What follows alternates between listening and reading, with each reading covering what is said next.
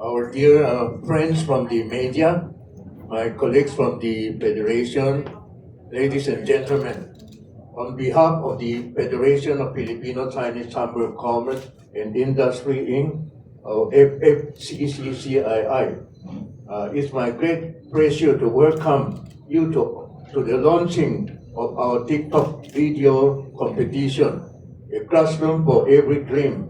How the FFCCCII various schools have changed life. The operation of various schools is a flagship project of the Federation of Filipino Chinese Chamber. It's already 65th anniversary since 1961. So this year we are commemorating the 65th anniversary for launching this TikTok about the various schools. So it's a very important event. So we hope the major people can help our federation in promoting this TikTok competition. This competition is composed of I think 18 age above, so they can join this competition of the two categories. It will be announced by our Vice President and our chairman of the major committee for the category of how the implement our competition. So thank you very much for coming this afternoon. We are so overwhelmed by all the major people here. So thank you again very much. Thank you very much, President Victor Lim, for his opening statement. Please be ready with your questions. He will answer questions later on along with the other officers. Next, we'd like to invite to speak Vice President Reynold C., also advisor of the Youth Committee, FFCCCII Vice President. Youngest Vice President of FFCCCII. Thank you, Chairman Wilson. Youngest, pero not so young anymore. Anyway, as our President said earlier, this project is close to our heart, and this is about the Filipino-Chinese chambers of all over the Philippines to help our fellow Filipino brothers and sisters. Because, ang sabi nga nila dati, we are here, we are born here, we make a business here, we're gonna live and die here, sabi ni our husband, sabi din ni President Victoria. Kaya with this, hopefully, little help, tulong-tulong, sabi kanina, di ba, 6,100 o 200, 2004, 2024. Ngayon, we already reached 6,500, 2 years. Kaya hopefully, tuloy-tuloy pa rin with the help of lahat ng federation. Lahat ng federation, not only us, from Apari hanggang Holo, sabi ng isang game show. Hopefully, we can do our little part to help our Philippine economy and our brothers and sisters. Thank you. Thank you very much, Vice President Reynold C. Next to speak is the board member of FFCCCII, also Youth Committee Chairman Peter Mangasing, for some of the details of this very exciting competition. Magkano total prizes? I-mention mo rin, Mr. Mangasing. Magandang hapon po sa inyong lahat. Maybe you might be asking, why do we have this campaign, no?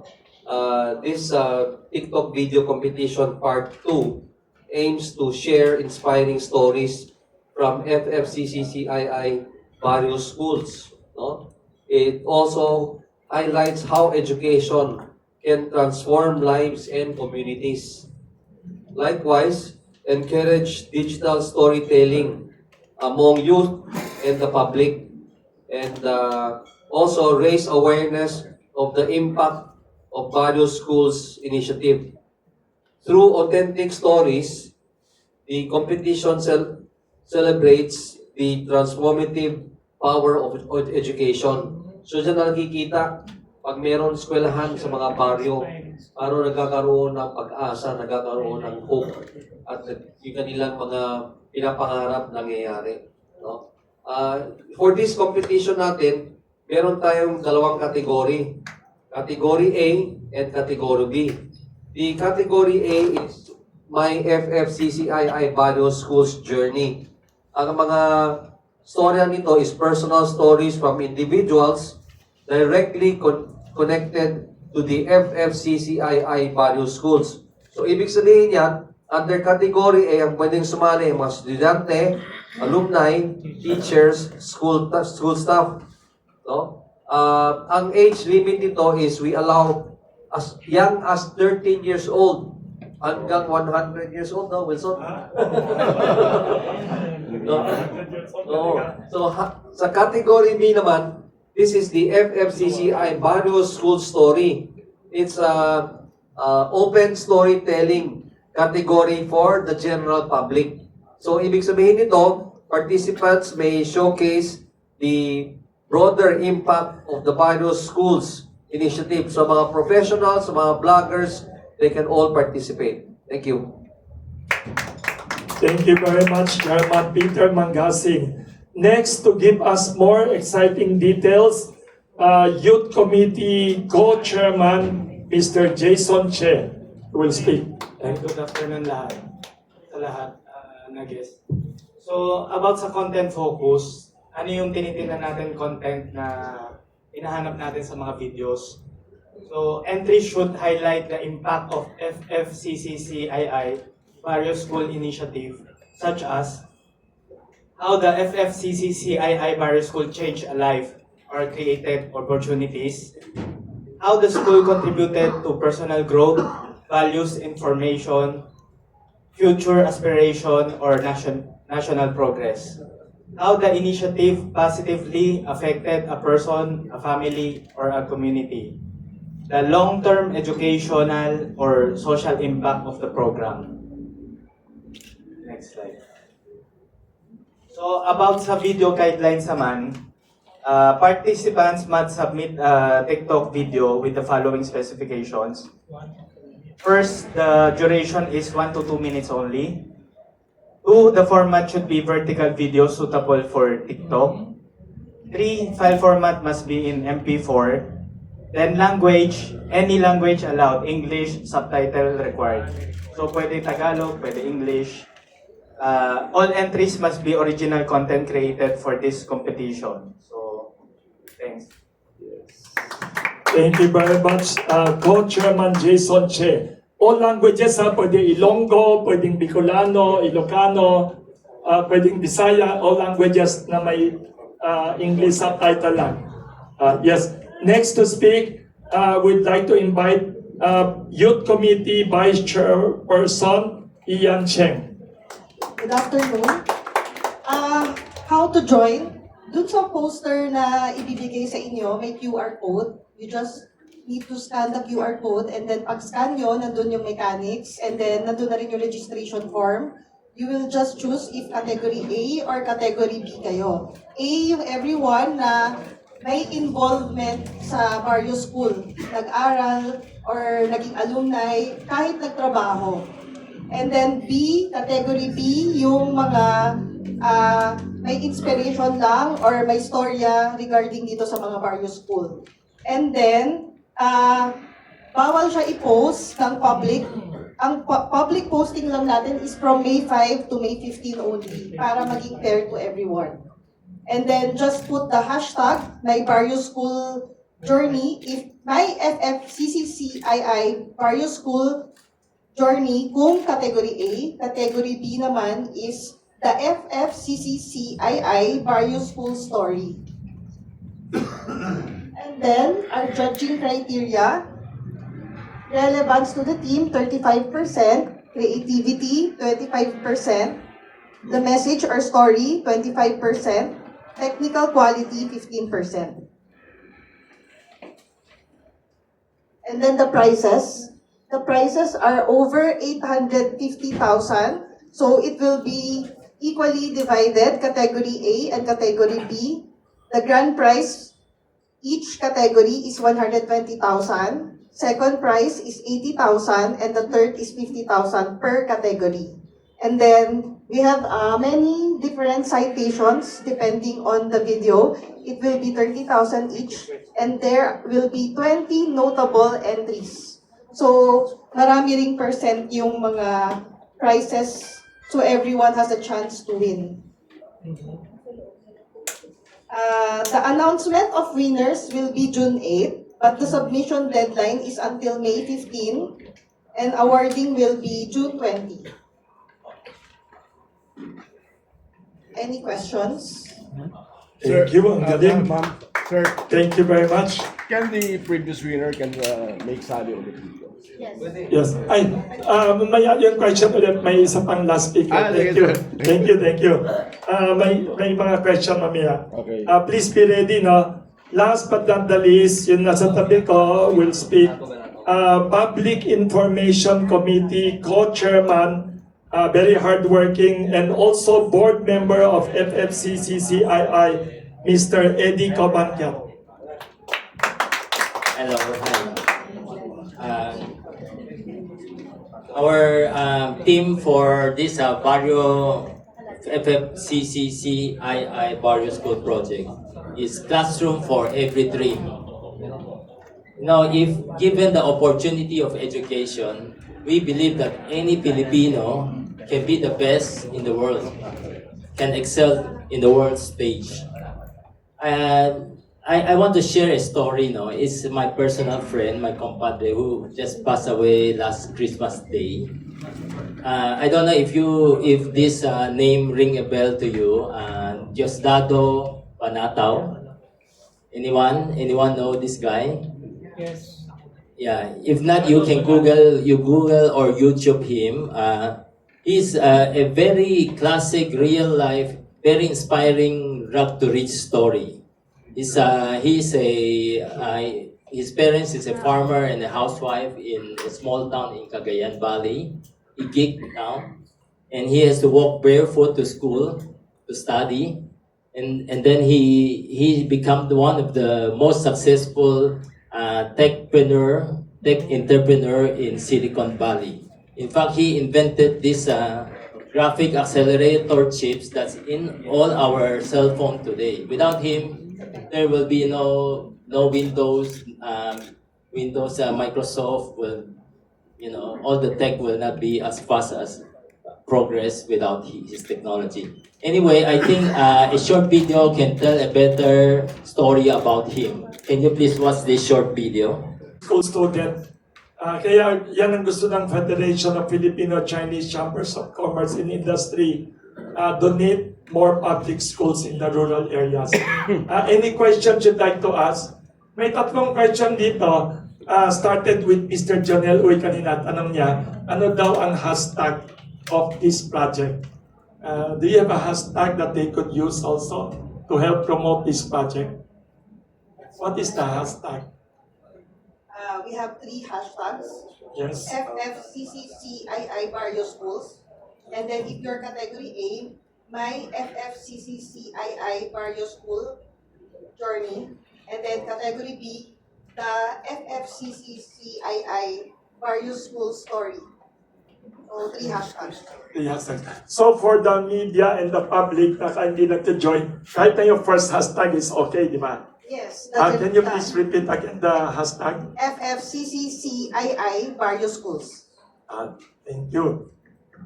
May question pa? Any other questions? Kanina si Miss Irma yata. Yes. Si Mr. Nilo Odiaman. Kasi Yes. yung winner kanina, na-feature niya kaibigan. Kasi participate ulit yan. Can the previous winners last year of the TikTok competition join again this year?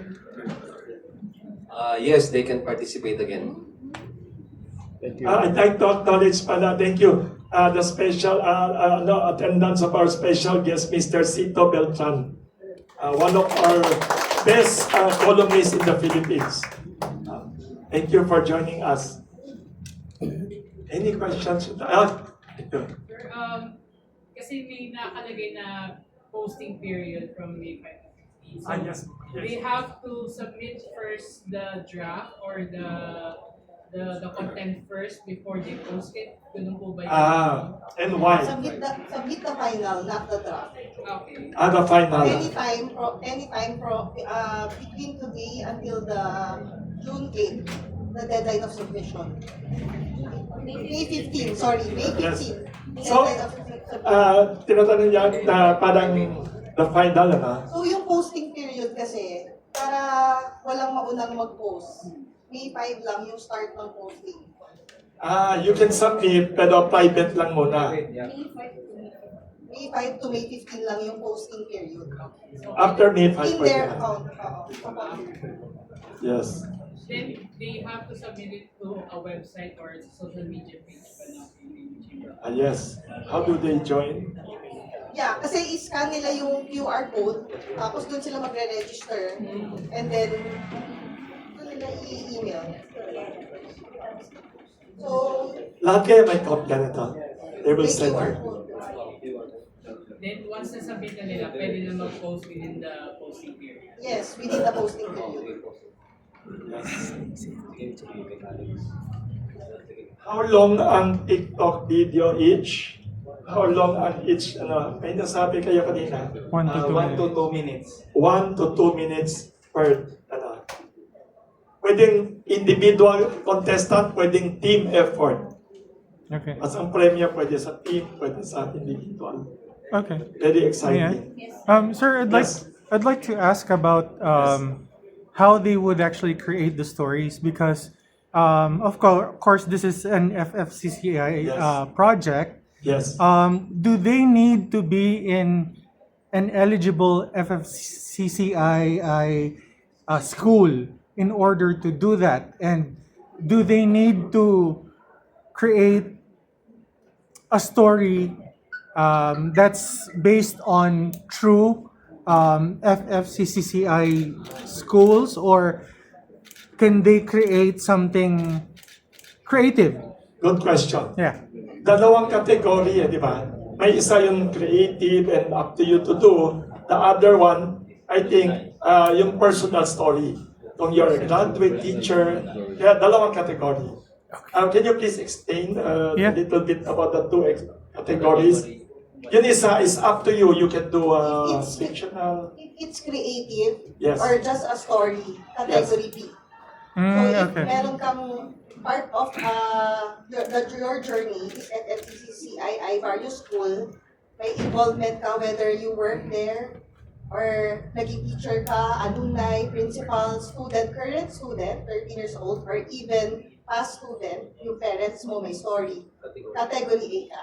Okay. So pag mga vloggers or media or whoever wanted to make a creative story or inspiration story about Yes. the various schools, category B. All right.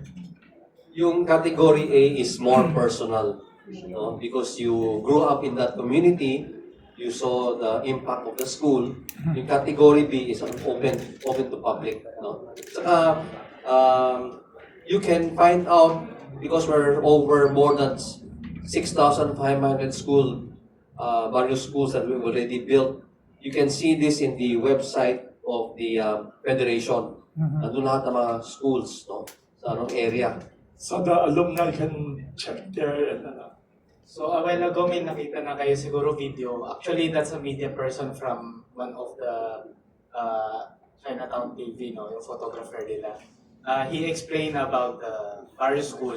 So pwede ganun format if category B ka. Pwede Hindi ka fictional, nag-aral doon, creative, pero he went to artistic. the school, tapos kinunan niya yung school, tapos in-explain niya yung mga information, ilang school na natayo ng federation. Thank Okay. you. Tapos kahit na wala ka doon, pwedeng fictional, pwedeng creative, pwedeng... All right. Thank you. All of you are encouraged to join. Ay, yes. Can one account upload multiple entries? What is the rule? One person or team, one entry. 1:1 lang. Yes, one is the one. But your whole family can join, ha? Your whole Yes, family can everybody join. naman. Pwedeng every member of your family. Sabi niya one person, one entry. Pero if you are like 5 magpinsan, pwedeng 5 entry. Yes, you can use different persons in the family, barkada. Yes. Oo, yung mga magkakaling dito. Mga magkakaling dito. Mag-join kayo lahat. We encourage you to join because this year you will notice that our prices, we have increased the prices. There will be more winners. Thank you to the very generous president of FFCCCI, Mr. Victor Lim. Thank you for wanting to encourage more people to yes. Ang sabi din ng mga officers ng Federation led by President Victor Lim, this is also one way to let all the donors know, parang accountability ba? Saan yung mga dinonate nilang pera, saan napunta, anong mga school. So it's one way to say thank you to all the business people who donate. Ang kwento nila, may mga tao daw, instead of mag-70th birthday party, dinonate lang sa public school. May mga ganyan. May mga magagandang stories eh. As iba, example, si Mr. Peter Mangasing, ang roots niya may Ilocos Norte, doon nag-donate. Kunyari si Mr. Reynolds C., may plantation sa Southern Mindanao, doon siya nag-donate.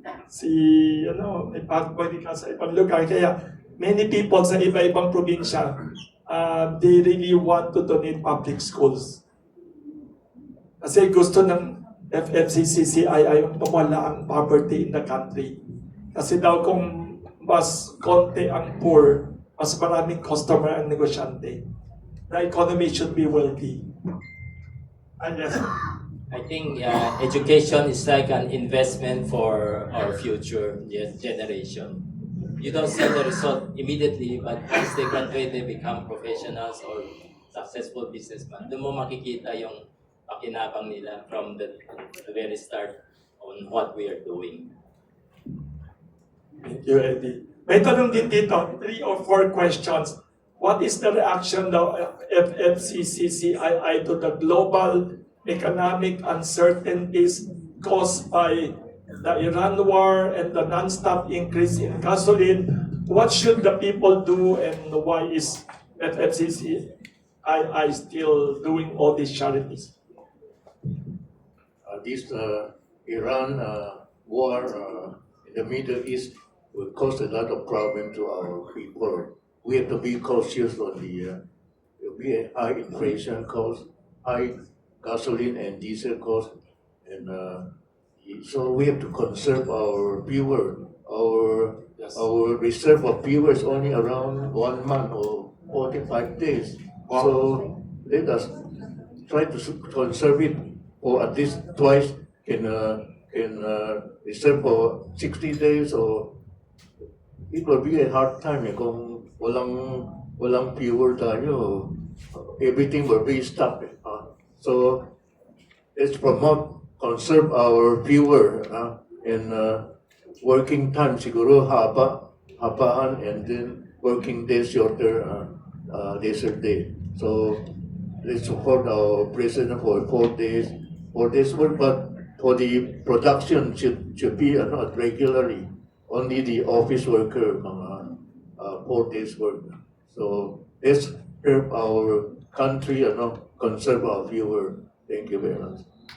Thank you very much, President Victor Lim. Very practical advice to everyone. Very good. What about the other FFCCCI officers? Any comments about the economy of the world and the FFCCCI charities, like the various schools and others? Vice President Reynolds C. Actually, as what our president said, dapat magtipid. Itinagalog ko lang, dapat magtipid. Not only that, siyempre, we should plan. Kasi this is another stage in this century na marami na nangyayari sa atin. May COVID, tapos may ganyan, tapos ito na naman. Baka hindi matapos yan. So we have to plan talaga na individually na magtipid, sabi nga niya, and to help support one another. Tama na yung mga let's focus on business, let's focus on our children, let's focus on our future na magtulungan na lang tayo para yun, for the betterment of the Philippines. Yun lang. Thank you, Vice President Reynolds C. Other officers, any comments or suggestions? Mr. Peter Mangasing, Mr. Eddie Cobanquiat, Mr. Jason Chen. Mr. Peter Mangasing, any tips to the public? Why Federation is still very hardworking about charities? With all this kaguluhan that is happening worldwide, we have to be prepared. No? Gaya ng sinabi ng ating mga senior officers dito, we have to plan. No? We have to plan for bad times is coming. And this is really true. No? So nakita nyo, this week pa lang, tataas na yung gasolina by tomorrow, narinig nyo, siguro 20 pesos, no? 20 pesos sa diesel. No? Ang laki-laki niyan. No? So the effect, just imagine the effect will be on our prime commodities natin. No? So ang amin lang is medyo we have to be magtipid-tipid tayo at plano natin maigi. Yun lang po.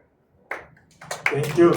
Mr. Jason Che or Miss Ian Cheng, baka may comments kayo about the contest, about the economy. Yeah, sa akin naman, I think kung may crisis, laging may opportunity, no? So since advanced na yung mga technology, may mga renewable energy sources naman yung katulad ng electric cars, ganyan. So consider yung mga ganyan for the future uncertainties. Thank you. Thank you, Mr. Jason Che. Miss Ian Cheng, Mr. Eddie Cobantiat, any comments? Just like I say kanina, yung our barrio school is to invest on the future. So let's be optimistic, no? Maybe this is just a small hiccup. Hopefully, after a few weeks, mawawala na. But let's look forward to be more optimistic sa business as well as yung mga ano dito na hopefully mawawala din dito. We have survived 5 years of COVID. I think this is cannot compare to the disaster that COVID bring us. So let's hope and pray na lang. Thank you very much, Mr. Eduardo Cobantiat. Any other questions about the contest? Ayun, ito lang si Miss Janice Nabida, editor of Bulgar. Sir, question ko lang po, saan po pinapalabas yung mga entries, yung mga winners? Yes. When the winners are chosen, saan ipapalabas?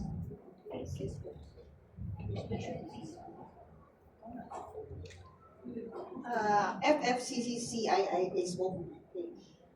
Sa Facebook page ng FFCCCII. Since hindi naman po isa yung winner, di ba? Marami sila. Yes. Wala po ba kayong plan na gawing parang festival ito? Great idea. Pwede, Let's do a festival. Pwede. The announcement All the kasi winners? will be announced on June 20. June June 8, but the awarding ceremony will be on June 20. So it will be on at Seda Hotel in Curtis North. So invited na kayo, And maganda idea niya. Pag-aralan natin na during the awarding, gawin natin TikTok video festival to celebrate all the winners. We'll study all the details and get your suggestions. Maganda yun. Thank you. Any other questions? Don't be shy. Sir? Ayun. Yes. Okay. I'd like to ask about the actual operation Yes. about building schools. Yes. Today, at this day and age, Yes. how fast were you able to, because you said earlier, sir, na medyo nakarami kayo last year. Yes. Does that include also government help, or was private lang, donation. was it better without government help? Wow. Interesting na tanong yan, Interesting na tanong yan. I think this will be only from the private sector, not the government. Actually, this for the joiner to be positive on the Operation Barrio School. Actually, the government cannot supply all the classrooms, so we have to support the government to provide. We already provide 13,000 classrooms in the Department of Education. So this is a very important factor for the Federation. Our continuous donation to the Barrio School. During my term we will turn over around 250 various Buildings? school again. So Classroom. let us support Classrooms. this program. This program is very important for our poor student. Our donation already can accommodate more than 1 million students per year to use our various schools. So it will be a good help to the public sector. So let us make this TikTok program very successful. From all the, I think even the teachers can join. No limit on the from the in-government official can, like the teachers and the principal and the scholars can join also. Thank you. Nice question. Okay. Thank you. Maybe Sir Reynold can Mr. expound on Vice President yeah, Reynold. on how you're doing the actual project. Construction, donation. Actually, kasi as a background, Federation FFCCCII is a federation of chambers of commerce. Kumbaga, we're not individually members of the federation. We are appointed by our chambers of commerce. For example, Caloocan, Marikina, May Federation. Ilocos. 170 chambers. So Okay. 178 yata. 178. So what we do is actually with the chambers near there, kaya sa Marikina, the Marikina Chamber, Ilocos Chamber, Bulacan ganyan. Leyte chamber. Delegate them to do do it. all the construction. They will appoint a contractor, a supervisor, and with the help of course, tumutulong din naman kahit paano yung government natin. Okay. Because our local government, di ba? Basta pinapakiusapan ni Presidente, uy, tulungan nyo naman na, bigyan nyo ng support. Pahirapan sa permit. Bigyan nyo ng security, bigyan nyo ng di ba? Lalo na yung mga permits. Yeah. Tumutulong naman din. Yun nga lang, sa actual construction, siyempre, trabaho ni Presidente at yung mga private contractors na. Yung mga government is puro yung clerical, administrative. And red tape. May kwento sa inyo yung donation ng Federation during the Marawi War. Nung nawasak yung buong Marawi, nag-donate ang Federation nag-donate ng various schools. Pero nawasak na buong Marawi, so nag-tie up ang FFCCCII with GMA Kapuso Foundation. So sila ang naki-coordinate with the local security people, military, everything. As nag-donate, pumunta ang Federation to help build the schools for the Marawi public school students. Everywhere in the Philippines now, from Apari to Tawi-Tawi to Holo, lahat ng sulok may donation. Alright. Thank you for Thank that you. intriguing and exciting question. Thank you. Nakakatawa. Thank you. Hindi lang mga bilyonaryo ang tycoon nagdo-donate. Maraming mga Filipino-Chinese Chamber members na nagdo-donate, mga small, medium family enterprises. Hindi lahat tycoon. Lahat may iba-ibang category na lahat nagdo-donate ng public school. Actually, every convention of our new term, Yes. all our president, vice president, Yes. board member, and our officers should donate a certain amount of various school to the for every term. So, Yes. mga sa term ko, mga 200 plus na various school, almost 300. So every term, dagdag ng ang various school natin. So all our BP and are supporting all this program. Thank you. Okay. We have a director yung before who passed away. Instead of donating flowers, so he announced na lahat ng amount ng flowers yun, Abuloy. yung mga Yeah, abuloy, abuloy. bigay sa federation gawa ng school building. Totoo. May Even they are not here na, they are still helping the federation. Di ba? Sinabi pa na, uy, pag siya namatay, ayaw niya ng bulaklak. I-donate sa Federation daw School. Very touching stories. Saka may sasabihin ako sa inyo, kahit na hindi lahat icon dito, everybody sa table na to, kailangan mag-donate. Lahat nandito, including mga nandyan kanina, everybody nag-donate. Yung nag-picture yun nandyan, no? Nakaupo sa tabi niya.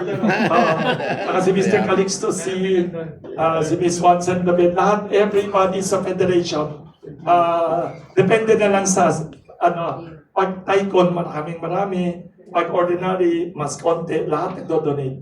Kasi lahat naniniwala, Philippines could be better if we invest in education. The best education is public education sana. Any one or two last questions? Anybody want to ask? One more last question? Yes. Ano po yung mga realizations nyo in terms of setting up this TikTok contest? Like yung nakita nyo ba yung reach or yung lawak influence dahil nga doon sa contest? Yes. How can also help in the advocacy of the students? Ano reaction niya from the first TikTok contest? Yes. Actually, this TikTok contest will also promote our various school to encourage more people to donate various schools yes. to the public. Actually, education is the backbone of our country. So we have a lot of young people. We want the young people to have proper education, so the future can AI nowadays. So they have to learn about the technology, math, and so very important is the math and STEM. So they have to study well on this STEM. So it will help them get a nice job or the program of this digitalization program now. Thank you. Thank you. In relation to question niya, how many entries last time and from everywhere ba? Were you surprised with the number of entries last time? The TikTok? Yes. Anong reaction ninyo as organizers? Last time, ang nakuha namin na entries, given the very short span ng contest, we have more than 300 mga entries. No? So for the 300 entries, it took us a lot of time kasi magaganda lahat eh. No? Nakikita mo how creative the Filipinos are, no? And yung mga participants namin are coming from Luzon, Visayas, and Mindanao, as far as Mindanao. And abroad. Abroad, no? Meron Filipinos kami isa abroad. from Germany, no? Yes, estudyante. Dubai, From no? Germany, Yeah. Dubai. So makikita mo ng power ng digitalization, no? Itong ginawa natin, eventually will be able to encourage a lot of people to participate. Thank you. Si Mr. Eddie Cobancat would like to comment. I have a follow-up comment sa tanong mo. Kasi through the last 65 years now, our various school project, we are choosing those sites that are the poorest, most marginal small town sa sulok-sulok ng Pilipinas. So not many mainstream media know that we have such a good project. So I think this TikTok competition will tell the story of those the poorest from the poor in our society, how they benefit from our project. Thank you. Year of the fire hose was a very strong signal for us to do the strength of doing hard work for our economy to be moving faster. So right like a Mustang, the horse are running so fast, so we have to move our economy faster. Even during this kind of crisis, let us work together and make our economy moving. Thank you. Thank you. Now, we have time for closing statements of everyone. Short closing statement to summarize the invitation to the public to join. Let us start naman from the back kanina. Let us invite co-chairman of the Public Information Committee, Eddie Cobancat, for your closing remarks, inviting them and the public to join. Yeah. First of all, thank you all for coming today. Yeah, we are, just like I said a while ago, the purpose is to let the public know that we have a very nice project for average, no ordinary Filipino. So I hope you can help us spread the good news. Thank you. Thank you, Co-Chairman Eddie Cobancat. Next, Vice Chairman Ian Cheng of the Youth Committee. we encourage everyone to join this TikTok competition part 2, a classroom for every dream. Help us in nation building. Thank you, Ms. Ian Cheng. Next, we'd like to invite Youth Committee Co-Chairman Jason Che. To all friends, former student of this Barrio School, current student of this Barrio Schools, teachers or even workers, janitors, media friends, and everyone, hope everyone can spend time to join this contest. This is a very meaningful project. Thank you. Thank you, Mr. Jason Che. Next, we'd like to invite Board Member and Youth Committee Chairman Peter Mangasi. Itong picture na nakikita nyo dito, these are actual picture of students, no? Nung donate itong school na to ng Federation. Nakikita nyo sa kanila mga smile, no? That will already tell you a simple school donation given by the Federation. No? As a donor, pag nakita mo sila nag-smile, that's good enough for us. No? And because we know, because of the school, they will have a brighter future. Kaya nakikita nyo ang little theme namin, a classroom for every dream. Maraming salamat po. Thank you, Mr. Peter Mangasi. Next, we'd like to invite Vice President Reynolds C. for closing statement. As my fellow officers have said before, please join and promote our education in the Philippines para lang for our future. Thank you. Thank you very much. Last but not the least, FFCCCII President Victor Lim for your closing statement. I want to express my gratitude for all the major people attended this afternoon. Actually, you are promoting our TikTok program for the classroom, for every dream, and for the FFCCCII Barrio School. They've improved lives. So let us promote this so many people can donate this kind of project through the Federation of Filipino Chinese Chamber of Commerce, and in helping a lot of poor students to able to get a very productive life after their education program. Thank you. Thank you very much again, President Victor Lim, Vice President Reynolds C., Chairman Peter Mangasi, Co-Chairman Jason Che, Vice Chairman Ian Cheng, Co-Chairman Eddie Cobanquiat, Vice Chairman Wansen David, Vice Chairman Calixto C., Deputy Secretary General Mr. Gino Chen, and all the others. Ms. Luella Chan is also here, our Public Information Committee officer also.